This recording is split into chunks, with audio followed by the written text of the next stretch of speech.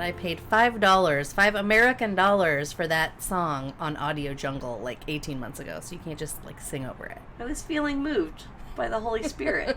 Of the family home evening. With Bad Mormons? Welcome to the That's podcast. what you're listening to. Woo! In case it's your first time listening, I'm sorry. Jesus fucking Christ. Are you in for a fun 47 minutes? And Jesus and I love you. Oh, Lord. Charlotte and I grew up Mormonish. And we failed at continuing to be Mormonish. And now we make just a ton of bad decisions. And we're not going to stop. Not for you, not for anybody. But we have a lot of fun doing it. So much fun, in fact, that we thought that we should create a podcast and tell you guys all about our entire life history. Right, because I know I can't get enough of my own stories. So you should probably listen to it too. And should I ever die,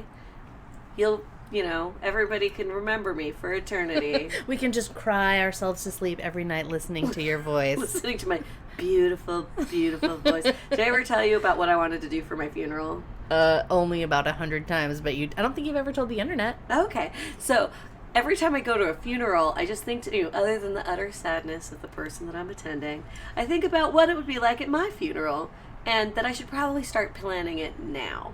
Because one, God knows how long I'll be on this earth for. I need cardboard cutouts of me in every corner so that you can take selfies with them. I'm going to need to record a bunch of audio of me telling you how much you're going to miss me. And I feel like there should be karaoke at my funeral, but you'll get to sing like every third song to my... No, so I get to sing 3 songs and you get to sing a song. You'll have pre-recorded karaoke. Yeah, I'll have pre-recorded it. And then but when people start to get up to leave because fucking Charlotte is insane, then someone will lock the doors so you can't go. Is that when the fireworks go off, or do they go off after or before? Good call. When should the fireworks go? Because there were fireworks. I almost forgot about that. Thank you for reminding me. Hey, shout out to our patrons. You'll get VIP tickets to my funeral. Yeah, we didn't actually specify that in the Patreon outline, but just by joining the cult, you are now officially invited, actually sort of required, to come to Charlotte's funeral. 100%. You can pass on Mandy's, but mine you gots to come to. Thanks for listening to our show, guys. Hey, thank you. Cheers. Cheers. What are you drinking? We are drinking our good old standby Trader Joe's. I feel like this means we're poor. A couple of that's true. A couple of episodes ago, I think we talked about how we spent $100 at Trader Joe's on wine, which if you don't know Trader Joe's, it buys a lot of wine. A lot of wine, yeah. But so we're just continuing to drink and that. And it's good. And we really do need to make a Costco run. So we'll get some more wine then. I mean, I have some nice bottles. I just don't need to pull them out every week, you know what I'm saying? I'm not that rich. I'm not that rich. Yet. What I need is some Predator. I think I bought them out of the Predator last time, but if there's any more Predator left at Costco, it's I want to say $8.99 a bottle. Buy all of them. It's real good. If you like smoky, earthy. Yeah, exactly. Which is my jam. Not a lot of tannins. Mm-hmm. It's awesome. Real delicious. Hey, while we're cheersing, I also want to give a quick little shout out to some of my internet friends that run a company called Exmo Candles. Oh, you were kind of telling me a little bit about this. Yeah, you can find them at exmocandles.com if you're interested. But they have some really funny shit. They basically do these handmade, hand-poured, nice glass scented candles. So they're really kind of high-end. And they're so fucking funny. The one that I have my eye on, they have really funny names. The one that I have my eye on is called Mormon, and then in parentheses, a major victory for Satan. Which is so funny. I'm not going to read them all, but there are really funny ones. Well, and that's because the church recently said you're not allowed to call yourself a Mormon because it's a major victory for Satan. Yeah. They actually the Church of Latter-day Saints. Yeah, they actually say it in a really funny way on the description. They say, once the center of a major ad campaign, the word Mormon is now as taboo as letting your shoulders peek out in sacrament meeting. Forget Gordon B. Hinckley's direction for the word Mormon as meaning more good. Forget Thomas S. Monson and the multi-million-dollar I'm a Mormon campaign, which flooded social media and shone forth from Utah's billboards. And I would just like to add a personal note there, having seen the Book of Mormon musical several times, almost 10. Nice. The Mormon Church bought out all of the ad space in those that. with that I'm a Mormon campaign. So let's not forget that. Nice. Sorry, going on with their funny description. Those prophets must really be on Elohim's naughty list if Russell M. Nelson's 2018 revelation is to be believed. After everything, it turns out that using the nickname Mormon is actually, quote, a major victory for Satan. Excellent. But what exactly would a major victory for Satan smell like? And then this is in bold, in case you don't want to read all the fluff. Bourbon pouring into a charred oak barrel to age, hints of the flames that had rolled over the planks lingering as the bourbon matures. And then they do a funny little, like, bourbon in barrels and flames charring wood planks, campaigns like I'm a Mormon, but not really, give thanks. Tobacco leaves, allspice, leather, G-strings. These are a few of Satan's favorite things. Something like that. I might have to cut that whole thing because I wasn't prepared to sing until I saw the music notes. Sorry, we're keeping it. But anyways, it's really funny. And some of their other scents, like I want you to go to the website and check them out because they're fucking hilarious. But some of their other scents that I recall off the top of my head were, I consecrate my time, talents, and money to the gay agenda. There's one called Porn Shoulders. So anyways, I'm having a really fun time reading all their shit on their website. So go check them out, exmocandles.com, exmocandles.com. Fabulous. Oh, you know what? I actually want to do one more shout out. I almost forgot. Our friend, your friend and mine, Dana. Oh, yeah. Dana Joe. She gave us a giant paper grocery bag full to the brim of passion fruit, lilikoi. And I just juiced all those motherfuckers today using, I have this juicer. It's like a masticating juicer. Masturbating juicer? Nice. No, masticating. It doesn't use the centrifugal force. It doesn't use the fast spinny thing. It uses the grindy masticating Sounds thing. sexy. It's really sexy. It was really sexy this afternoon when instead of having to smash all of those lilikoi by hand through a strainer, I just put them in the juicer. Anyways, we have enough lilikoi juice to make cocktails for probably the next 6 months. Excellent. So shout out to Dana Joe. Thanks, Daners. Thank you. So I'm pretty sure there's something we all need to repent for. Problem is I don't remember.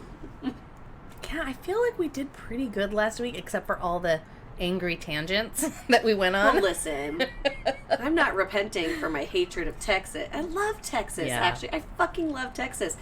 And we have a lot of friends who live in Texas, and we have a lot of listeners in Texas. Good. Maybe they can help fight the fucking abortion bullshit. Like, it's just, I feel like we need to move to Texas so that we could be 2 more voters to fucking vote against this bullshit. I will say this. We put up a new design on our merch store that's basically a funny, like, under his eye abortion meme sort of situation. And we've sold quite a few of those shirts, and I know for a fact they've all been from people who live in Texas. You guys are rad. So that was a really good design, Mandy. Well done. Thank you.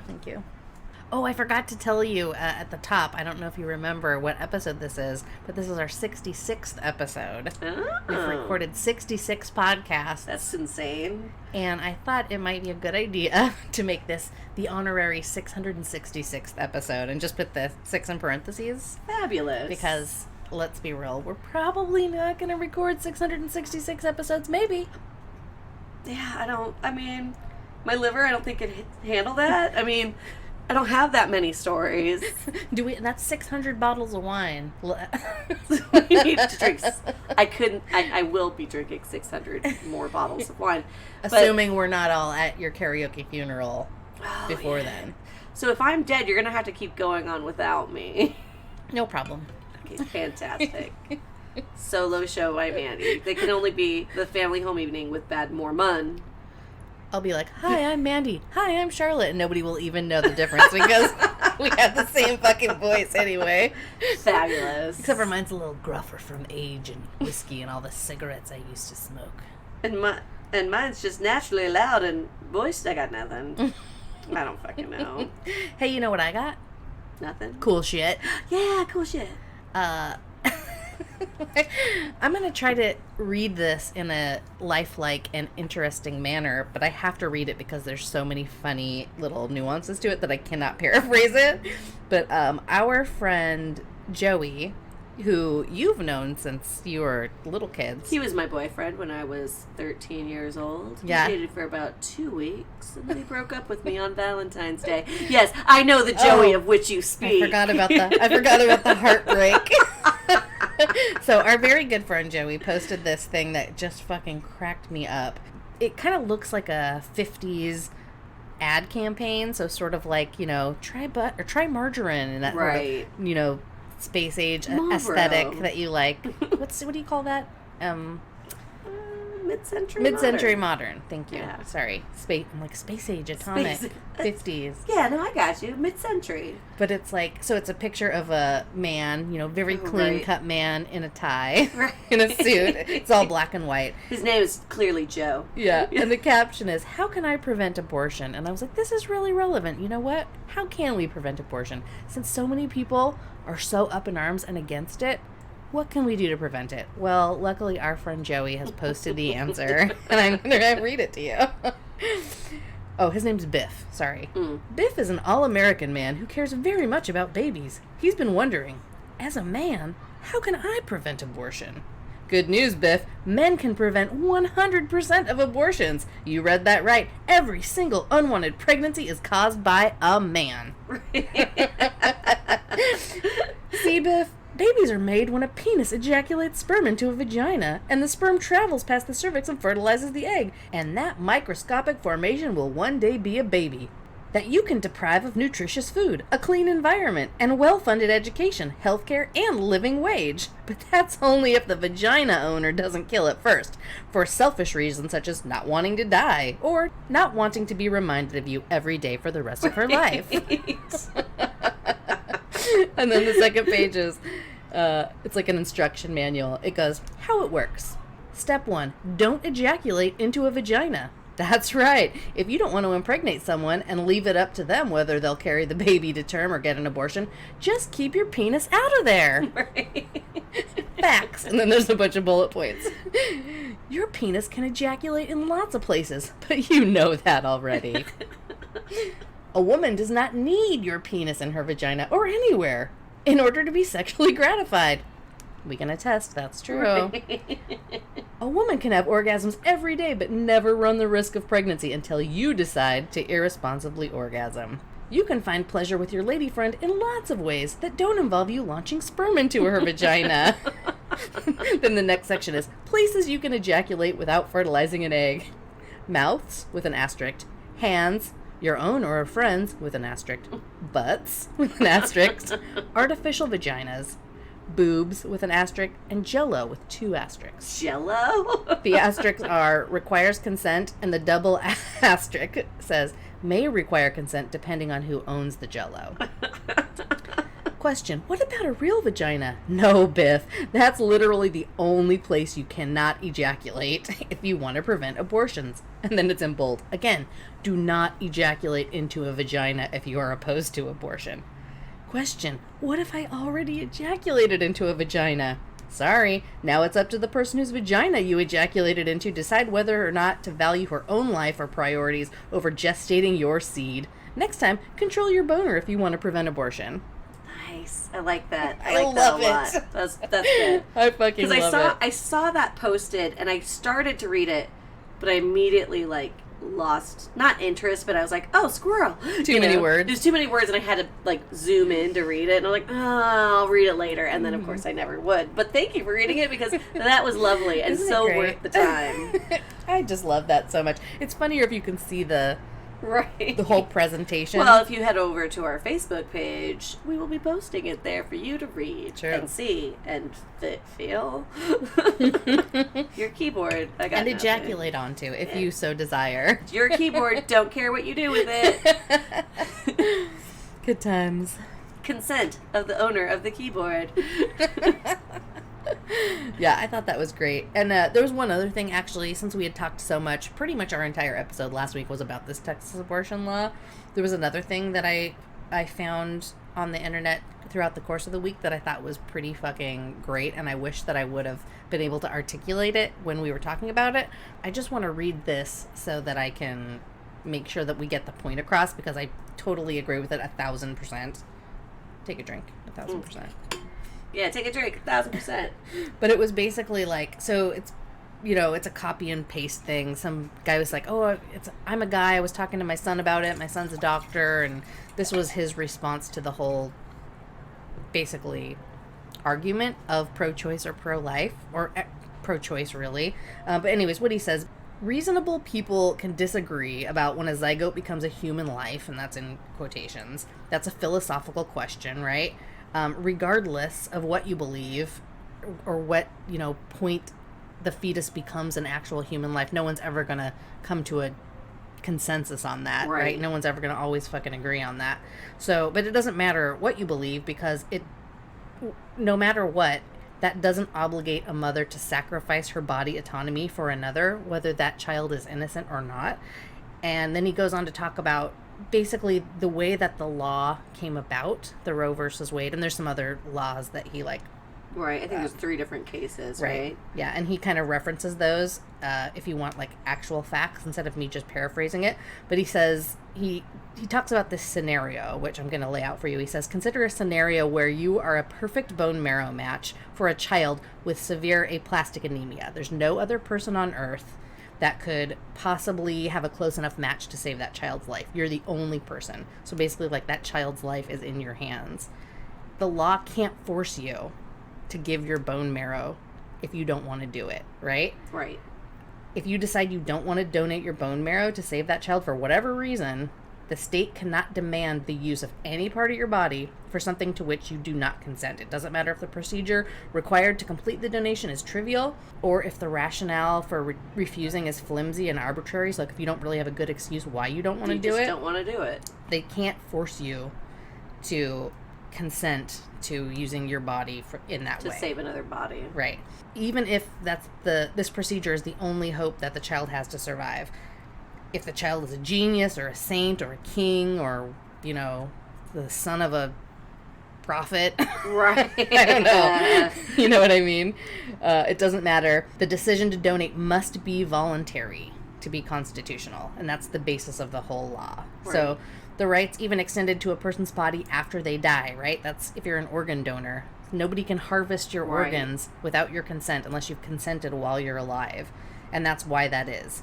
Organs can't be harvested after you're dead, even if they're completely useless because you're dead. Right. Because you're deceased, and they might save 100 lives. The law is they can't take them unless you've consented to it. And that's the law.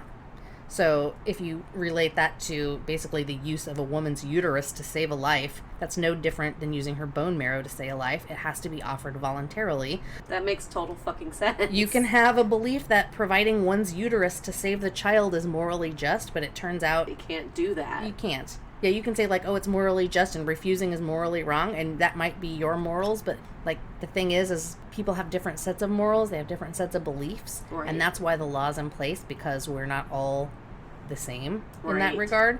And legally, it's got to be the woman's choice to use her body to carry out the pregnancy if she wants to. She may choose to carry the baby to term, she may choose not to.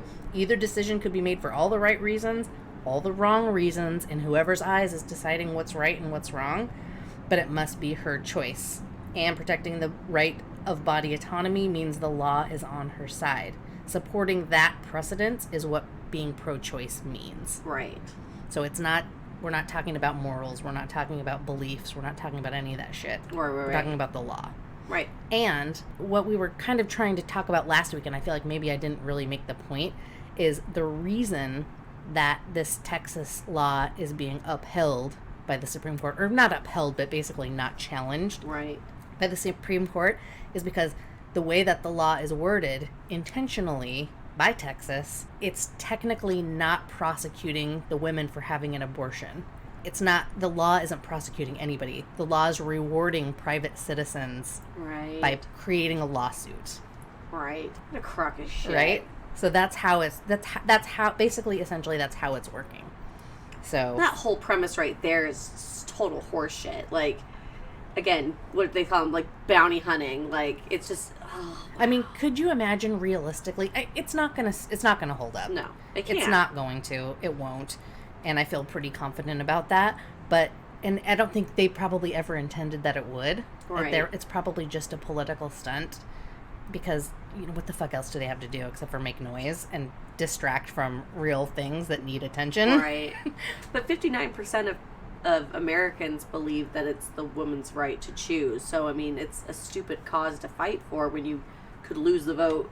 Like, because you were saying this, I think last week, was that, you're going to lose Republicans because they always felt safe voting Republican because they didn't have to worry about this topic being challenged because the Supreme Court would uphold it. And it's been upheld for 50 years. Right. So it's just kind of crazy that they would, that this is going to be the thing that you're going to really fight for when you don't have the numbers on your side. Right. And what's crazy is how much money is this going to cost? Because it's like, think about how much money it costs to file a civil suit for anything. It's at least $500 just to file, not to mention the attorneys. Right. Like, it's a good time to be a lawyer in Texas right now, Well, I wonder, it's like, is that how some of these politicians make all their money? Could be. Right? It's just like, oh, here, let's do this, and I'm going to somehow on the back end make some money off of it. I don't know how. I'm not privy to the way of that, but that's generally 99% of the decisions that are made in those making laws and governing people is how much money they're going to make off of it. Exactly. Yeah, it's not transparent enough for us to outright see, but I'm sure it's there. I'm positive it's there. Well, I mean, lobbying alone, like, I know I'm supposed to figure out from Mel what the whole lobbying thing was. I'm going to get on that. It was my homework one week. I was like, get a hold of Mel, find out what the fuck lobbying is all about. And I didn't. I'll write it in the notes so you can repent. Well, I'm going to have to keep repenting every week. Well, or you could do your fucking homework, Charlotte. Listen, stop letting everybody down. Mel is a busy dude, and I will invite him to happy hour sooner or later. Or maybe I'll just figure out what lobbying is. Fine. Anyway, I don't want to talk too much about this because we did a whole episode already about it, but I thought that was pretty relevant, and I feel like No, I feel like you eloquently laid the groundwork of why this is bullshit. I mean, we all know that it's bullshit. Let's get real. Anybody listening to this knows that it's fucking bullshit. But, yeah, to summarize, you're not really fighting about morals or beliefs. Right. You're fighting about the legality of using a person's body against their will for something else. Right. And, again, 100% of abortions are preventable. Ask Biff. Ask Biff. Don't ejaculate inside my vagina. Vagina. Oh, fuck. Have you found anything cool on Twitter lately? Every time I go on Twitter, there's just so much I get angry about, and then I just go to see what's happening at GameStop, which no one cares about but me. Did you see Patton Oswalt retweeted? I did read that. Only because FHE Bad Mormons had retweeted it, and I was like, what is this that I totally retweeted because I'm in charge of the social media. No, it was so funny. It was basically Patton Oswalt, who's a hilarious comedian that we love, and he's got some great social media. He retweeted a tweet by this guy who is at STEINKOBBE, Wild Geerters. Anyways, he posted a screenshot of a tweet made by this guy named Todd Starnes, and Todd Starnes is a right-wing radio host, author, columnist guy. He was actually had a syndicated column on Fox News Radio. I had to Google this because I would never fucking know that shit. Heard that dude before. I would never know that shit. And I also learned in my research that he was fired for endorsing the idea that all Democrats worship a pagan god called Moloch. But anyways, I don't want to get too far off topic. Moloch. Can I get a tattoo of that somewhere on my body? Because I just might. Anyways, this guy Todd Starnes posted a tweet that says, Biden says even Fox News has a mandatory vaccine policy. Is that true? Question mark. That can't be true. Have Hannity and Tucker and the others gotten the vaccine? Question mark. That just can't be true. Right? And this guy's response to that was, I love seeing in real time the lower level conservative cranks learning that the national TV level guys they follow and adore have been lying to them. Right. And I was like, yes, watch it fucking crumble. So that was my favorite tweet of the week so far. Did you see what his response was? Patton Oswalt? No, the guy that posted it. He didn't actually like respond to his tweet. He just tweeted a screenshot of his tweet. No, so because I dug into it after reading it, so I wanted to read other people's responses, so I started clicking the names. And he tried turning around saying, like, I was being sarcastic, you guys. And then that's when everybody jumped on him and said, okay, because that's all you conservatives can do when you've been caught out being an idiot is, I was joking, or, you know, like, I forgot what the other thing was, but it was like, it's what Trump does when he gets caught in a lie. Like, oh, I was being sarcastic. It's like, no, you're an idiot. Like, yeah. So, yeah, I did a little bit of digging on that because I was at work kind of bored, and I was just like, oh, let's see what other people have to say about it. And then, yeah, he full-on responded like, oh, I was being sarcastic. You stupid liberals can't figure that out, kind of a thing. It was like, oh, were you being sarcastic? Okay. Hold on, let's ask Moloch if you were being sarcastic. Pays Moloch. Yeah, that was a great one. I kind of actually looked into it because I was like, I do remember hearing about that in the summer, like, Fox does have a vaccine mandate. It's either I'm sure they do. It's either prove you have a vaccine or prove you don't have COVID, kind of like everywhere else. But right. That was back I looked at it and I was like, that's back in June, a long time ago. They're just now fucking figuring this shit out. Because they're not very bright. Yeah, that guy tweeted it on September 9th. So yesterday. Yeah. I mean, we recorded this on Monday. Happy family home evening with your family. Family home evening can only be done on Monday. It's a fact, because that is the day where you have family home evening. For those who are not raised Mormon, Mondays are family home evening. That is why we are aired on a Monday. You know what's interesting about this, too, is I didn't realize that Biden had put forth a mandate. Any company with more than 100 employees have to get vaccinated. Oh, I love that. I didn't know that either. I do too. And my immediate reaction was like, is that good? I mean, it's obviously good because we need everybody to get vaccinated right. so we can fucking knock the shit out. But my first response was like, is that taking away people's freedoms? And then I was like, God, they're getting inside my head. Right. Well, that's it. If you don't at least play devil's advocate on everything, you're doing yourself a disservice. And I feel like everybody needs to do that. And it's called empathy. And, you know, it's a smart thing to do and be like, well, let me see. How would I feel if I was a person? Okay. No, but you think it through, and it's what you need to do. Yeah. I mean, just seriously, just take the goddamn shot. Well, and then it just takes a second to realize, like, we all had our vaccines as kids so we could go to school. Right. Like, this is nothing new. The reason that it's become political is just absolutely unfathomable. Well, There's listen, no reason. We live in Orange County, California. These bitches are putting cocaine up their nose every weekend, Botox in their fucking face, but I can't get a vaccine because I don't know what's in it. That's very true. Or, you know, have 17 tattoos. That's not FDA approved. We don't know what's in that shit either, but hey, yet listen, here we are. Don't knock my tattoos, I have okay? no problem with it. You're also vaccinated. Now, if you try telling me, Charlotte, I'm not going to get vaccinated because I don't know what's in it. What I would say is I'm vaccinated as fuck. Yeah, you are. Okay. And I will get the booster when I have to get it. But, like, for instance, today at work, I not only have had COVID, I have both of my vaccine shots, and I test myself weekly. Bi-weekly, it just depends on how I feel. I mean, if I've gotten off a plane, I wear my mask at work until I have a negative test. But, you know, I had a new client in today, and she's like, is it okay that I ask your vaccination status? I'm like, absolutely, I'm totally vaccinated, and so is everybody in the salon. And she's like, okay, great. And then she's like, when she came in, I was like, I wasn't wearing my mask, and she was like, kind of putting hers on, but wasn't quite sure. And I was like, I'm leaving it up to the people who are vaccinated whether they want to wear the mask or not.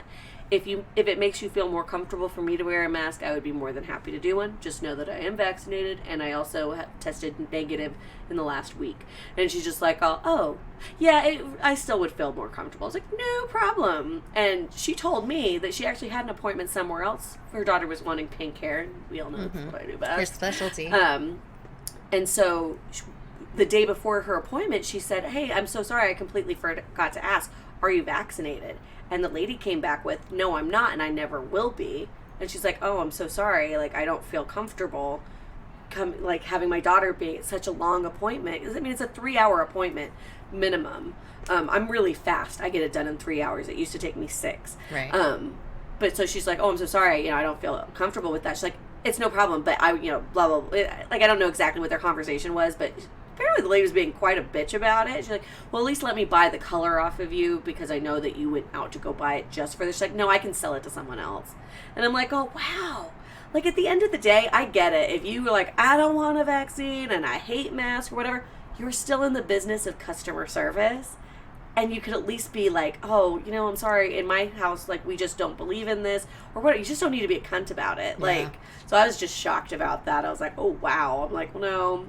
And that's why I'm pretty vocal about getting vaccinated, wearing a mask if it makes you feel more comfortable. And actually, I should probably do a whole post about it and being like, and, when because I know I fly often, that I'll wear a mask when I get off. And it's not to protect me from you. It's for me to protect you guys from me because I just got off a fucking airplane. Right. Until I can get a test that says that I'm negative because I know it's like a 3-day incubation period. So I'd have to wait if I was potentially exposed. So I wait a week and then I test. Yeah. If everybody would fucking do that, it's called common courtesy.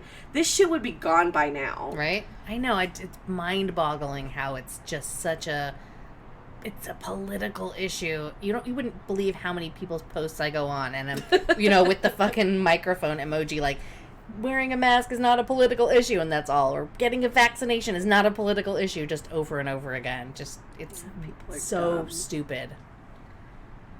Yeah, anyway. I don't get it. Anyway, so yeah, COVID. You know what? I think we should probably take a break. Yeah. Hear a word from our sponsors. Take a shot of whiskey? Sure. We'll be right back. And we're back. Good times. Hey, how about that thunderstorm last night? Oh, holy bejeebus. That was crazy. That shit was nuts. So first, Craig was driving home, and he's like, do you see the thunder or the lightning? I'm like, no, I'm in the house. But, like, I could hear thunder, like, in the background or whatever. I'm like, oh, wow, okay.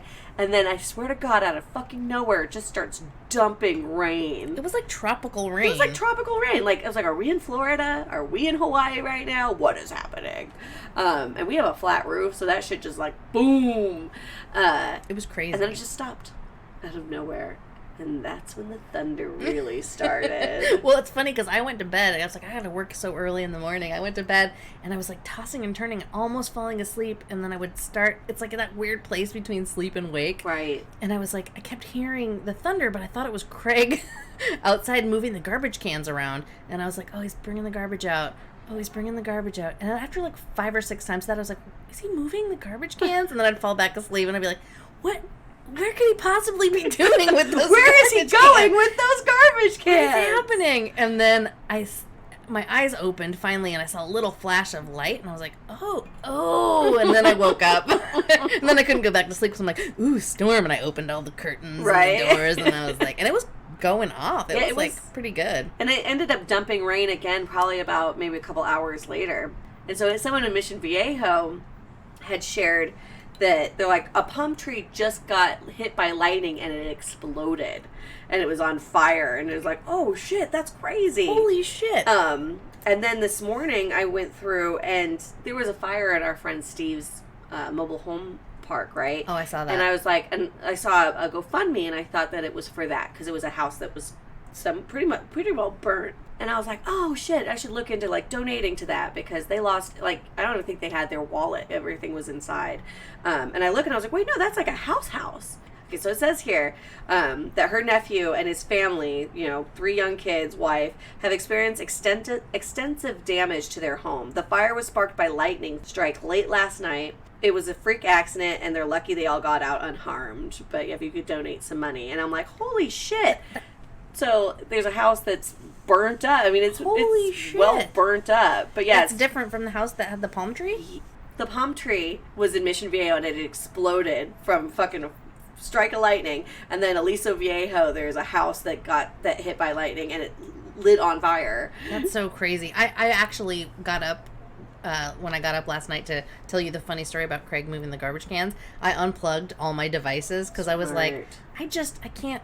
You know, my whole podcast is on this computer. I can't lose my computer. And then I was like, that's stupid. And I plugged everything back in except the computer. Oh, smart, right? Because I was like, so that's funny. Because, I mean, it was really, like, I've not seen lightning that crazy here ever. We don't really get thunderstorms here. Like, we might get a little lightning here and there, but you don't really hear the thunder ever. Yeah. Which kind of reminds me of how the fuck thunder works. I am a 38-year-old woman, and I only just figured out how that shit works. Yeah. So here's a funny story. Here, let me jump in and tell this one. Well, I'll start. This is a recent story. This is not a tragic youth story. This is a couple weeks ago. Like a month ago. You were having a great meteor shower. It was 27 days ago, and it was the Perseid meteor shower. So it was August 12th. Mm-hmm. August 12th, 13th, or 14th, something like that.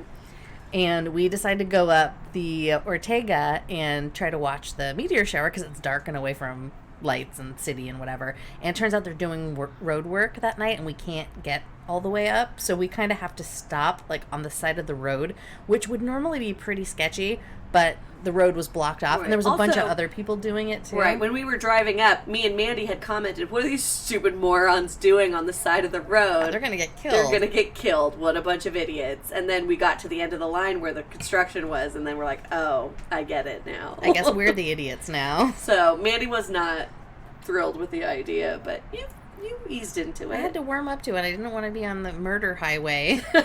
Just sitting on a lawn chair on the side of the highway. With a bottle of Predator. It was awesome.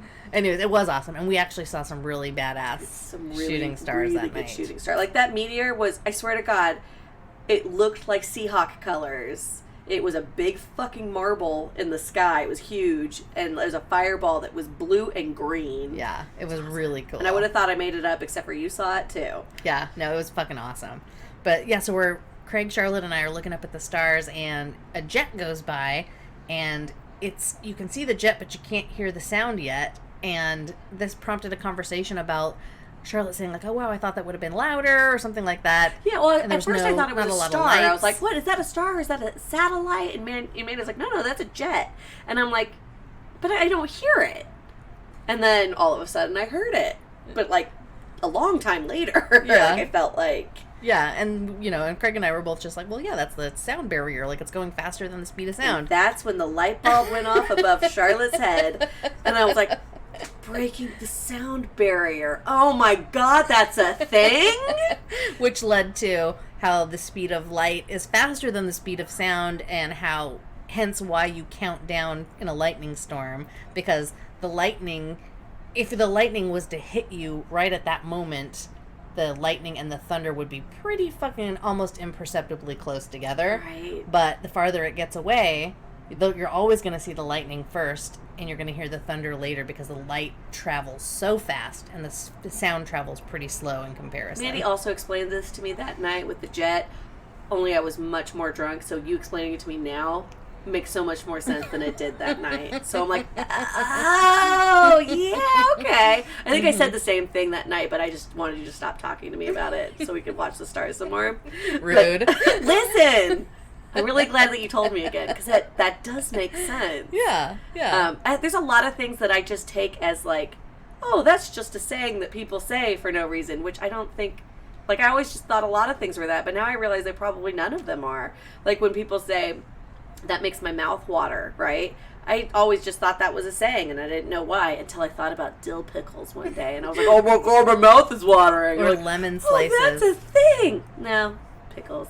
And then same thing with seeing stars. I'm like, oh, that's just a saying. But me and my friend Sarah went to go play tennis once, and I didn't warm up at all or eat anything, and I probably just woken up maybe 5 minutes before I ran out the door to go meet her to go play tennis. And we suck at tennis, so it's me just running after a ball the whole time. And I was just like, oh, start. Oh, that's the thing. I should sit down. Yeah, that was fun. So yeah, and I knew that, this breaking the sound barrier was a science thing, so I knew it wasn't just a saying, but it didn't break down what that actually meant. You know what? Some people learn differently. Like, there's a whole different way. I don't have kids, obviously, so I don't know the way that schools are working these days. There's a whole different way to learn math than how we learned it when we were kids. And I remember actually being, because I kind of went back and forth between Utah and California year after year in school. It's like, 7th grade here, 8th grade there, 9th grade here, you know what I mean?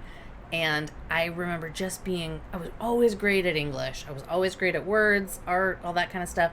But when it came to math, I sucked so hard and I just could not get it. I was in everybody else was in algebra and I was in whatever the step before pre-algebra was, because I was so not getting it, and I just didn't care too, because I was frustrated that I didn't get it when I was so good at everything else. And then I came to California, and I had I forget the name of the class, but it was basically using cartoon characters and billiards to teach, angles and geometry and all that kind of shit.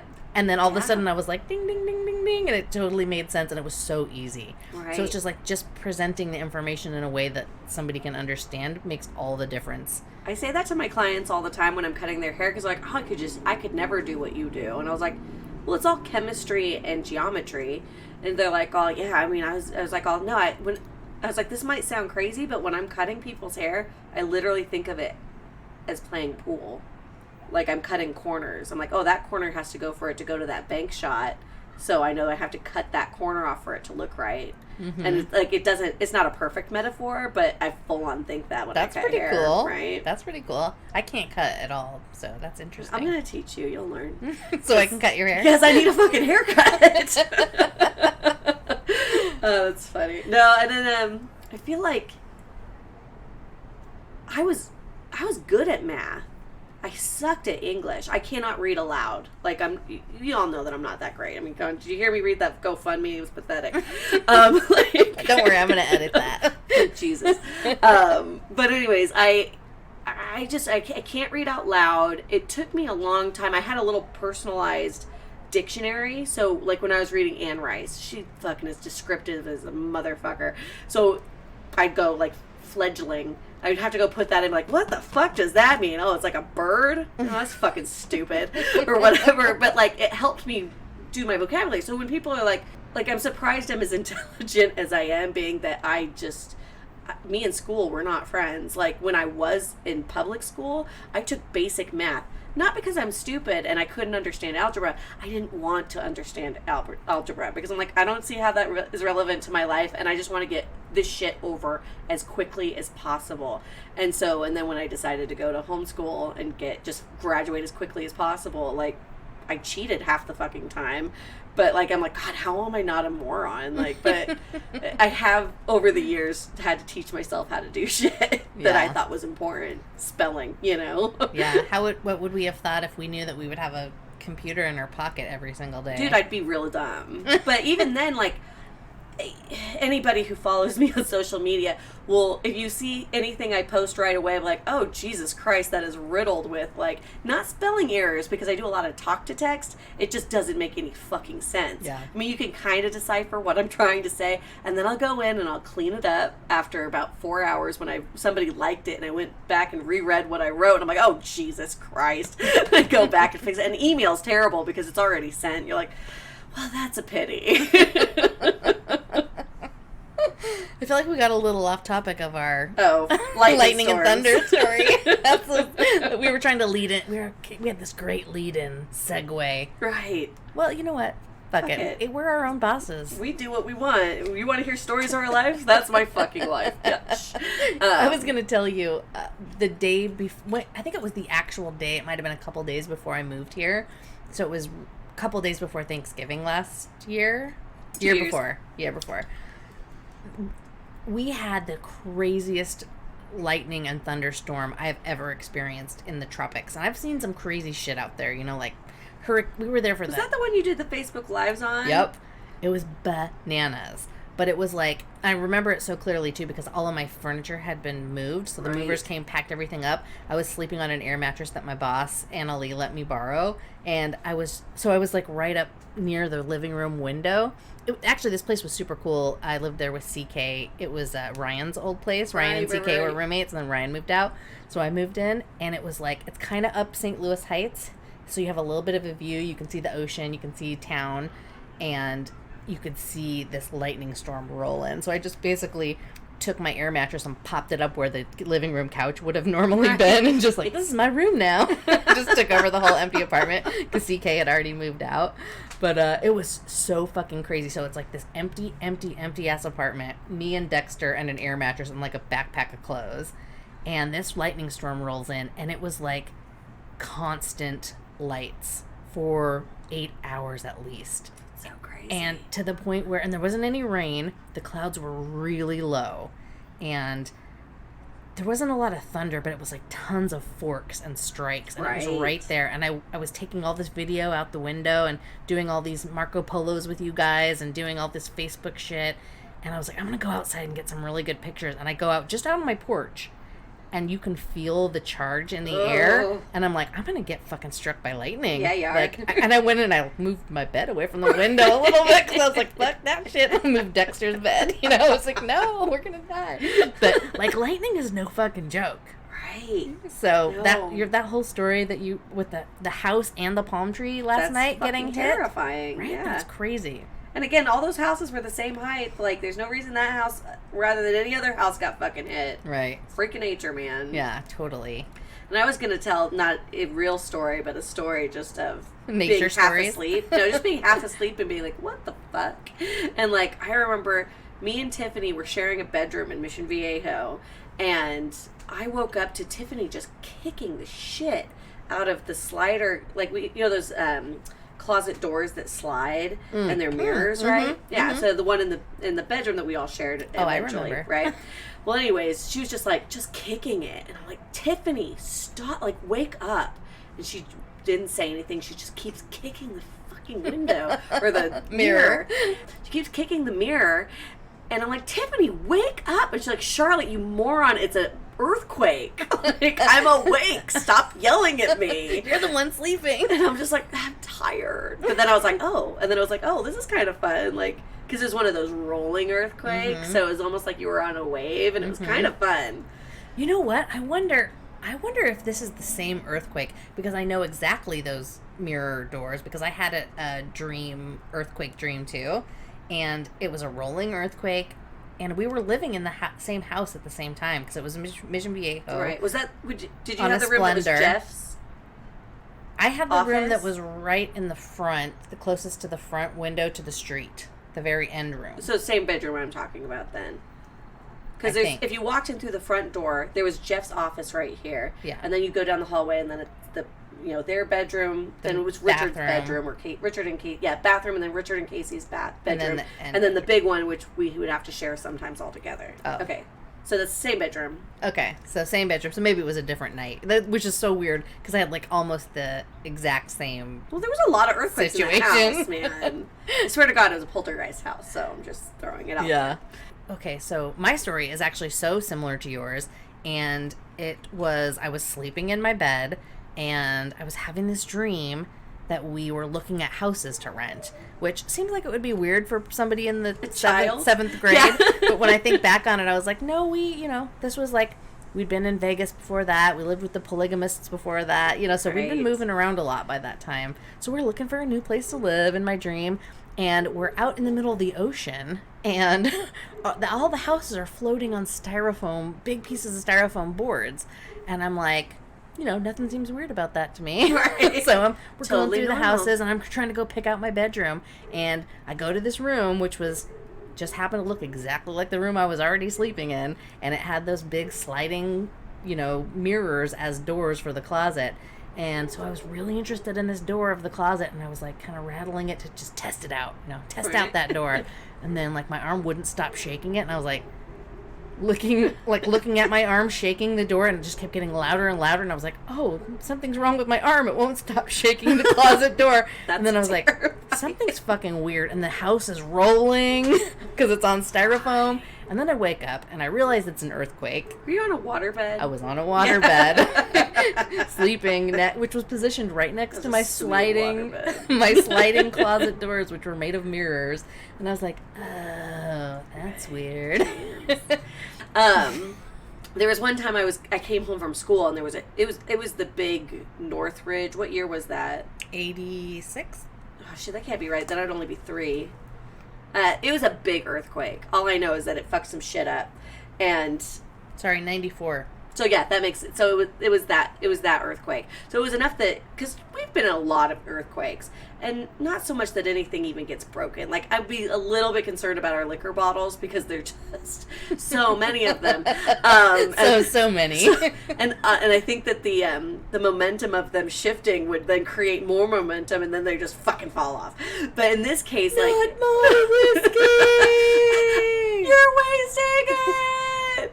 I demand that you throw your body to break the fall of the bottle. I would too. But yeah, I wasn't at home for it, or maybe I was, and then I walked. But either way, I remember walking by and going, "That TV could have killed somebody." But like, that in Mission Viejo, we didn't get nearly as bad as San Francisco. But have I told you the story of? Not you. I'm sure I've told you, but have I told the story on the podcast of Richard and my playing horse in 7th grade? And if you have, nobody listens to every single episode that we do. I think I might have told this one already, but it's relevant, so I'll tell it again. I can't remember the year because I don't have my spreadsheet in front of me, but I was going to Los Alisos, so I was in the 7th grade. So whatever year that was. 87-ish. 89, yeah, something like that. And we had an earthquake, and it was a pretty big one. It was over a 7. I think it was a 7.4. Okay. And I was at school, so there's 2 stories. So this earthquake happens, and the one story I remember hearing from Mom was that she was like, all the cupboards are flying open, everything's shaking. She's like, "Oh my God, where's the baby?" Like, talking about Richard. Right. And, starts frantically looking over, and the earthquake lasted for, 9-10 seconds-ish, which is a long time for an earthquake. So she's running around while the shaking's happening, looking for the baby, and Richard has got his back up against the sliding glass door to go outside because it's shaking, and he's got his arms out in front of him like it's a race car, and he's like doing the motions like he's driving a car because the back is rattling him, and he's like, which is so apropos if you know our brother. It really is. So that was happening, and while that was happening, I was at school participating in the earthquake, and I was so notoriously bad at sports that I had to do what they called 0 period PE, physical education, which was you had to go to school an hour early just so you could be in like stupid kid PE and not have to. I thought that was so you could get out of school early. Integrate. Maybe it was, but I have a different memory. I feel like I was punished. Put into that because we all know how I feel about getting up in the morning. That's bullshit. So I had to get up an extra hour early and go to bad kid PE because I'm not physically fit. Whatever. Some bullshit. Anyways, and so bad kid PE. The kind of sports activities we did in stupid kid PE was we played games like horse, which was you basically just stand in a line. You're not running. You're not doing anything active. You're just standing there in line. And then you get up to the front of the line. It's your turn to shoot the basketball into the basket. And then you shoot it. And if you make it, something happens. Somebody gets a letter. I can't remember. It's sports. I don't get it. But you have to spell out horse. It's not that hard. Well, generally I just miss. And then I go back to the back of the line. So does most people. Think about what I'm doing with the rest of my day. Anyway, so that's my fitness activity for the day. So I get up to the front of the line. I have told this story. I'm sorry. I'm telling it again. I get up to the front of the line, and I've got the basketball in my hand. So I've got like one hand on it, and I've got my fingertips on it like you're going to shoot the ball, right? And just as the ball's leaving my hand is when the earthquake happens, and it's shaking enough to like knock me to the ground. Right. Nothing but net in that motherfucker. That was the only time I made a basket. Not only did I make a basket, I didn't even touch the rim. It was like a professional basketball player was playing. Nice. Michael Jordan over here. And I never lived that down.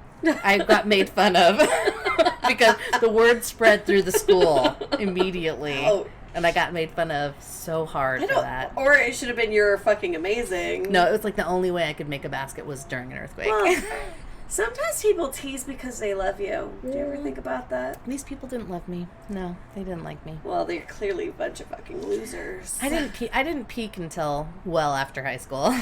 When did I peak? I think I'm peaking right now. I kind of feel like I'm peaking right now, right? Like, I feel like I was super, like, wicked awkward in high school. Like, I didn't really know my shit very well. I looked, like, you're going through puberty, so you look, like, I look at pictures of me and I'm like, oh, sweetness, we're gonna fix you later. And then my 20s was just a drunken blur of just bad decisions. And then really, even into my 30s has been a little questionable. But I want to say, like, once I hit about 34, shit started making sense. Mm-hmm. You know, I might not be in my peak physical form. Like, 22, 21, I was banging hot. Like, straight up. But I'd bang me. That could be the name of our episode. I'd bang me. Let me write that down in the notes. But yeah, I like me as a person better right now. Like, I'm not emotionally unstable. I'm not, looking for attention other than this podcast. Well, that's the whole thing, right? Wisdom or beauty. Right. And that's something that you hear throughout your life and you don't understand until you have wisdom. And that's I'm also very attractive. Like, I don't know, dear listener, I don't know if you've seen me, but I'm very good looking. I'm just a little fatter than I used to be. There's nothing wrong with that. No, more, I'm going to say it, cushion to the cushion. You're fucking welcome. You're fucking welcome. But I also don't need to be skinny. I got a boyfriend. I don't have a boyfriend, and I don't need to be skinny either. You know what? Touche. Hey, Internet, if you want to be my boyfriend, send us an email at fhebadmormons@gmail.com. If you're enjoying our show, leave us a 5-star review, or 4. It's okay. It doesn't always have to be perfect. Specifically on Apple Podcasts. See, you can't rate us anywhere else. We really need you to do it, okay? It really helps people find us. And, check out our social medias. We got Twitter. We have Pinterest. We have Instagram. I actually made us a LinkedIn last week when I was drunk. I'm so sorry. That spewed out of me. I changed my own LinkedIn. And it's like, do you want to be a manager at Sephora all the time for the Bad Mormons? Yes, I do. So yes, we do have a LinkedIn. We've got a Twitter. We've got an Instagram. We got the Facebook. We got it all. And if you're interested in YouTube, it could really go a long way for us if you'd hit that like and subscribe on a couple of our episodes. If you really like it, if you share, then all of a sudden your friends are listening to us too. And then we have more than one listener. And if you really love us and you really want to be a part of our inner circle and what we've decided we're calling our cult, you can head over to Patreon for as little as $3. You can join the cult. It helps us know that you're listening and that we'll keep doing this because somebody's listening to it. And we'll give you some cool shit.